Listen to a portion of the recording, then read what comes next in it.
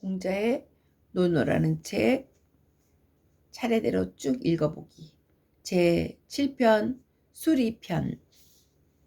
공자께서 말씀하시기를 옛것을 술하되 서술하되 새것을 만들어내지는 않으며 옛것을 믿고 좋아함을 나는 극히 노팽에게 비기어 보노라. 이 공자께서 말씀하시되 묵묵히 기억하며 배움에 있어 싫어하지 않고 묵묵히 기억하며 배움에 있어 싫어하지 않고 다른 사람을 가르침에 게을리하지 아니하니 그 밖에 또 무엇이 나에게 있단 말이오.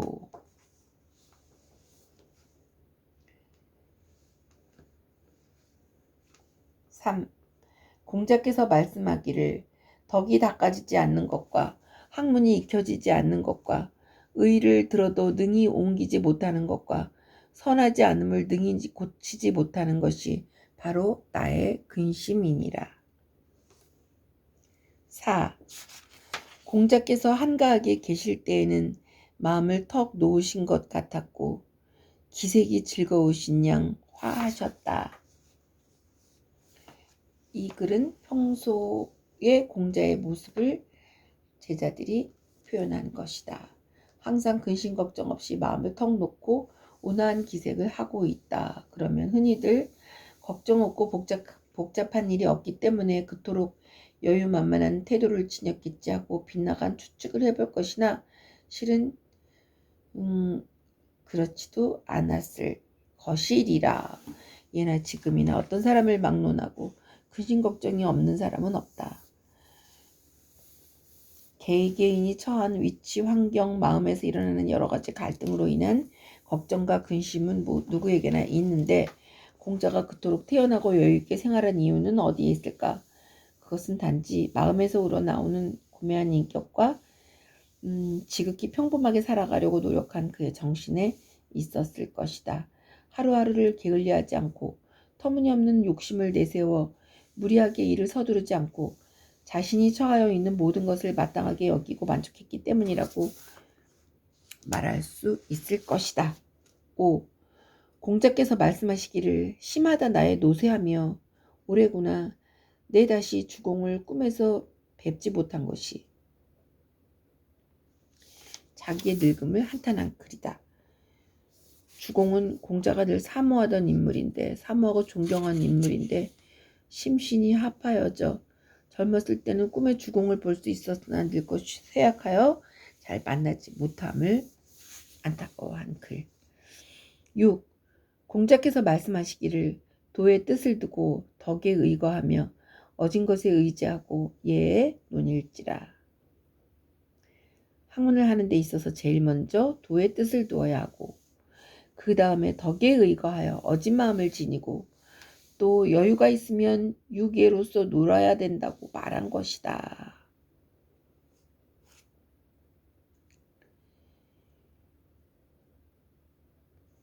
7. 도가도 비상도 그 말이 여기서 생각해. 노자하고 공자는 노자가 20년인가 더 먼저라는데 7. 공자께서 말씀하시기를 스스로 속수 이상의 예를 행한 사람이면 나는 아직까지 가르치지 않은 적이 없느니라. 8. 공자께서 말씀하시기를 분해하지 않으면 일으켜주지 않고 표현하려고 애쓰지 않으면 일깨워주지 않으며 한 귀퉁이를 일러도 나머지 세 귀퉁이를 알지 못하는 자에게는 다시 가르쳐주지 않는 것이니라.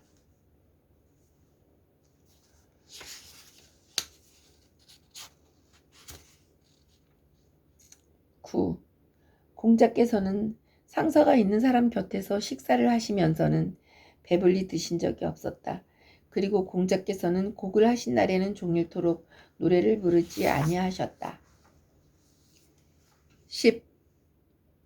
공자께서 사랑하는 제자 안현에게 말씀하시기를 등용되면 나아가 행동하고 버려지면 물러나서 들어앉는다고 한 말은 오직 나와 너만이 할 수 있는 일이니라. 자로가 묻기를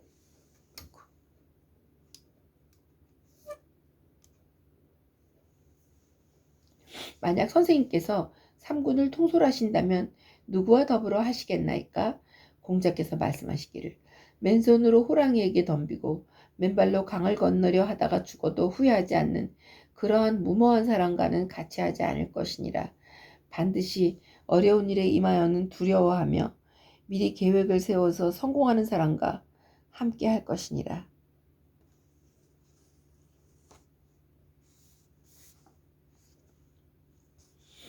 나라에서 써주면 나가 돌을 펴서 정치를 하고 임금이 버리면 물러가서 조용히 기거할 사람은 오직 안연과 나뿐이다. 공자가 안연을 칭찬하여 한 말이다. 여기에 자로가 이렇게 물었던 것입니다. 10일 공자께서 말씀하시기를 부를 구해서 옳은 일이라면 비록 채찍을 잡는 일이라 할지라도 나는 역시 하겠노라. 그러나 그것을 구함이 옳지 않다면 나는 내가 좋아하는 바를 따르겠노라. 앞에는 등소평에 검은 고양이든 흰 고양이든 쥐만 잡으면 된다는 말이랑 통하는 것 같은데 그것을 구함이 옳지 않다면 나는 좋아하는 바를 따르겠노라.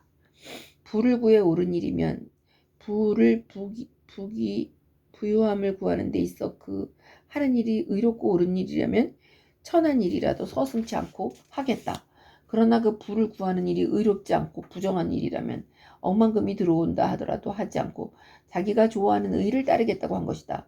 이로 보면 공자는 부귀를 일방적으로 배척한 세외 고인은 아니며 옳고 바르게 세상을 살아가려고 했던 평범한 생활인이라고 알 수 있다.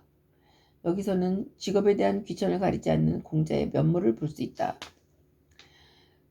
그런데 유교의 사상을 정리한 공자 자신은 직업에 대한 귀천이나 사람을 보는 데 있어 문벌 등을 가리거나 내세우지 않았는데 우습게도 정작 공자의 사상을 이어받아 정치를 한 우리나라의 조선에는 유독 그런 차이가 있었던 것 같다. 12. 공자께서 조심하시는 것은 재계와 전쟁과 질병이었다. 재계는 제사를 지내기 전에 몸과 마음을 가라앉혀 신을 받는 그것. 조심한 것은 제사 지낼 때 계율을 지키는 것. 전쟁 그리고 질병 무서워했다. 13번 공자께서 제나라에 계실 때 순임금의 풍악을 들으시고 3개월간 음식 맛을 모르셨는데 말씀하시기를 풍류를 함에 있어서 내 미처 이해까지 이를 줄은 생각지 못했느니라. 임금 그러니까 너무 그 순임금의 풍악에 제나라에 갔을 때 소학을 들었던 모양인데 그 뒤 공자는 3개월간이나 음식의 맛을 몰랐다고 하니 얼마나 심취했던 것인가. 공자의 예술에 대한 취미와 조예, 열성 등을 짐작해 볼 수 있는 대목이라고 할 수 있다. 14. 염유가 말하기를 선생님께서는 위나라의 임금을 도우시겠는가? 자공이 말하기를 글쎄 내가 여쭈어 보겠네. 공자의 처소에 들어가서 말하기를 백이와 숙제는 어떤 사람입니까? 말씀하시기를 옛 현인이니라. 그들은 원망하였습니까? 말씀하시기를 얻은 것을 추구하여 얻은 것을 얻었는데 무엇을 원망하였겠느냐?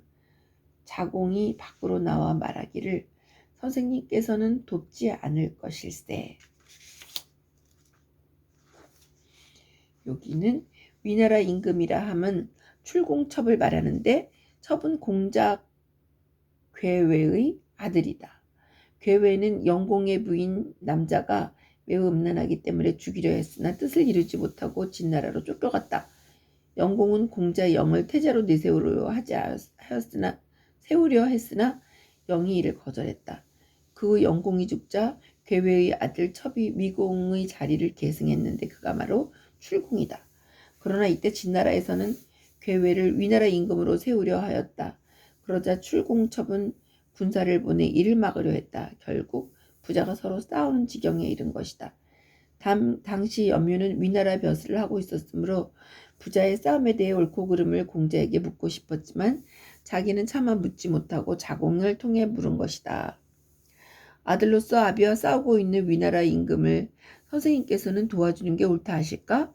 그러자 자공이 글쎄 내가 물어볼게 하고 공자의 처소로 들어가서 백이와 숙제가 어떤 사람입니까? 하고 물었던 것이다. 그가 백이 숙제에 관해 물은 것은 그들 두 사람은 지금의 계외와 줄공첩 부자와 같이 싸움을 벌이지 않고 서로 왕위를 양보하려고 했기 때문이다.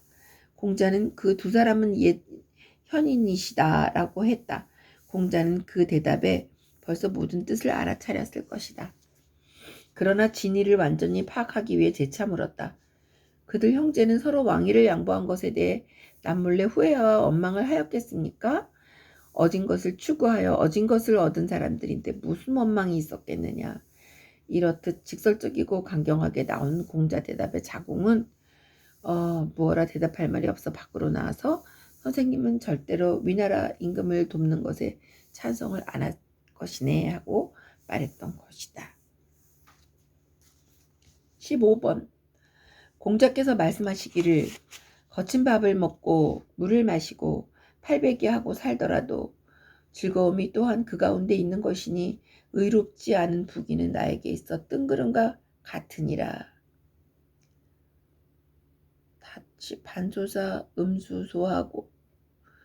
반소사 음수소 곡괭이 침지라도 남을 먹고 물 마시고 팔을 이렇게 꼬부려서 그 팔베개를 하고 잠을 자더라도 안빈낙도의 사상이 담긴 것이고 가난하게 살더라도 마음을 편안히 먹고 제 분수를 지켜나감을 말하고 있다. 누구나 부귀를 원하지만 부정한 방법으로 부를 취할 수는 없을 것이다. 그렇게 해서 부를 취한들 무슨 뜻이 있겠는가? 대부분의 사람들은 일시적인 욕심이나 충동 때문에 잊어버리고 마는 것이다. 이것은 의가 아니다. 공자는 의가 아닌 것을 쫓아 부귀를 누린다면 그런 것은 모두 자신에게 있어서 뜬구름 같다고 말하고 있다. 16. 공자께서 하시기를 하늘이 나에게 수년의 기간을 더 주어서 역경을 배우게 한다면 세상 일에 큰 허물이 없어질 것이련만 하고 공자는 주역에 대해서 말했다. 하늘이 나에게 몇 년을 더 살게 해서 역경을 완전히 마치게 하면 세상의 큰 재난을 면할 수 있을 방법을 생각해낼지도 모르련만. 이렇게 주역에 큰 관심을 가지고 공부했다는 것을 알 수 있다. 주역을 통해 천지 자연의 이치를 학문적으로 밝히고자 했으리라. 그런데 천지음양의 진리가 너무 깊어 진리를 완전히 이해하지 못했다고 한탄한 것 같다. 52학역을 글자 그대로 풀이하면 50세의 역경을 공부한다는 뜻이나 주자는 50을 조르의 약자로 풀이하여 주역 공부를 마치면으로 이제 해석했다. 17. 공자께서 늘 하신 말씀은 시경, 서경, 그리고 예를 지키는 것들이었다. 아침에 최진석 교수님이 말하는 그 노자 강의, 인문학 강의 노자 그거 하고 장자 강의를 들어봤더니 이렇게 동양 철학은 쌓아가는 학문이라는 말을 하시더군요. 시경, 서경에서 또 공자의 말씀이 나오고. 18.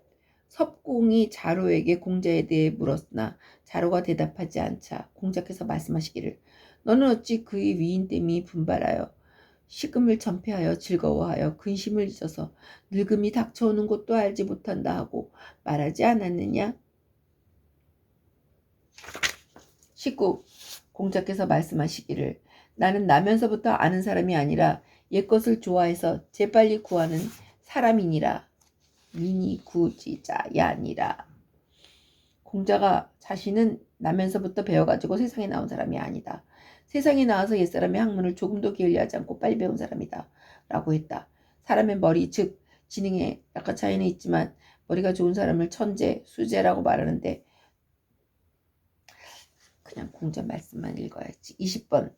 공자께서는 괴이한 일, 힘쓰는 일, 난동 부리는 일, 그리고 귀신에 관해서는 말씀하지 않으셨다.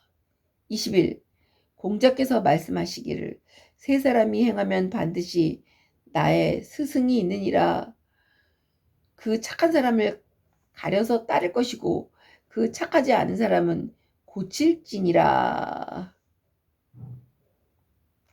3인행에 필요와 사원. 네, 반드시 내 스승이 있다.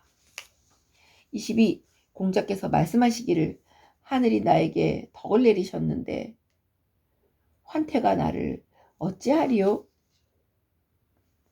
환태는 누구냐 하면은 사마환태.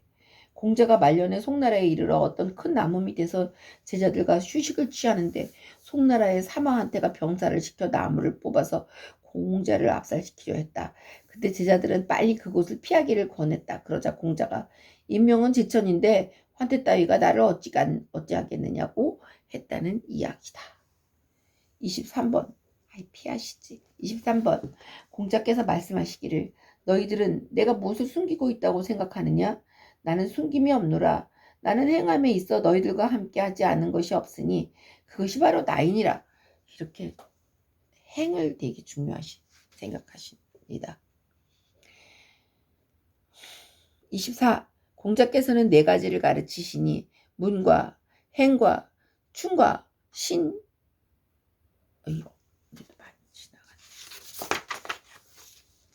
신이라.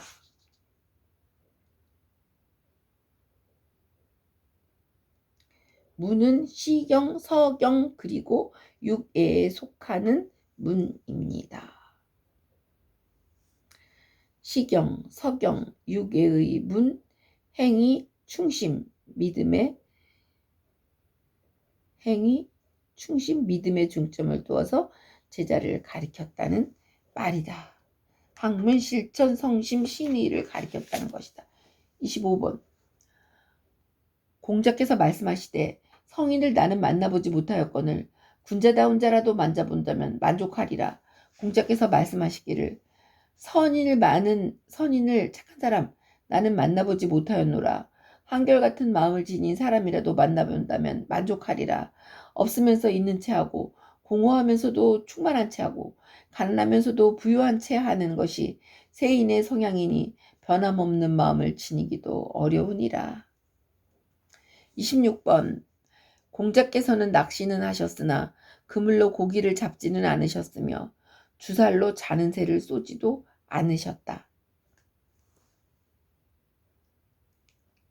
주살은 화살에 살을 매다는 것으로 세자비에 사용됐던 것인데 여기는 비겁하고 야비한 행동을 취하지 않는다는 뜻으로 통한다. 정당한 생활을 했다는 것을 뜻한다. 27. 공자께서 말씀하시기를 어찌 알지도 못하고 창작하는 사람이 있겠는가? 나는 그런 것이 없노라.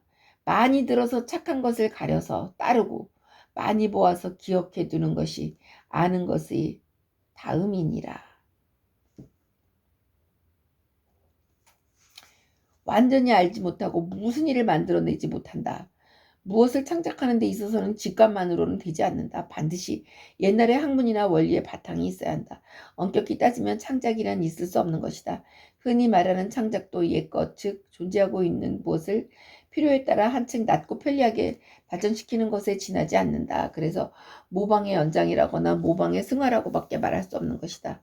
그렇기 때문에 창작을 하기 위해서는 우선 알아야 한다.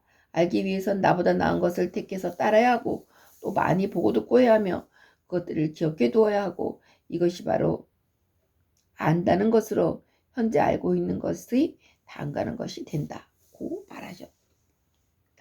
28. 호향에 사는 사람들과, 호향은 어느 고을의 이름입니다. 옛날에 풍기가 문란했던 곳이라고 합니다. 호향에 사는 사람들과 함께 이야기가 어려운지라 한 동자가 공자를 만나 뵈러 오자 제자들이 몹시 망설였다. 그러자 공자께서 말씀하시기를 그가 나올 때는 같이 하여주고 그가 물러갈 때에는 같이 하여주지 않는 것이다. 어찌하여 그리도 심하게 구느냐? 사람이 그 몸을 깨끗이 하여 나오면 그 깨끗함과 함께 하는 것이니 그 지나간 더러움을 보존하고 있는 것이 아니니라. 29. 공자께서 말씀하시기를 인자함은 멀리 있는 것이 아니다. 내가 인자하고자 하면 곧 인자함에 이르느니라. 30. 진나라에 사패벼슬 하는 사람이 소공이 예를 아느냐고 물었다. 그러자 공자께서 말씀하시기를 예를 아십니다.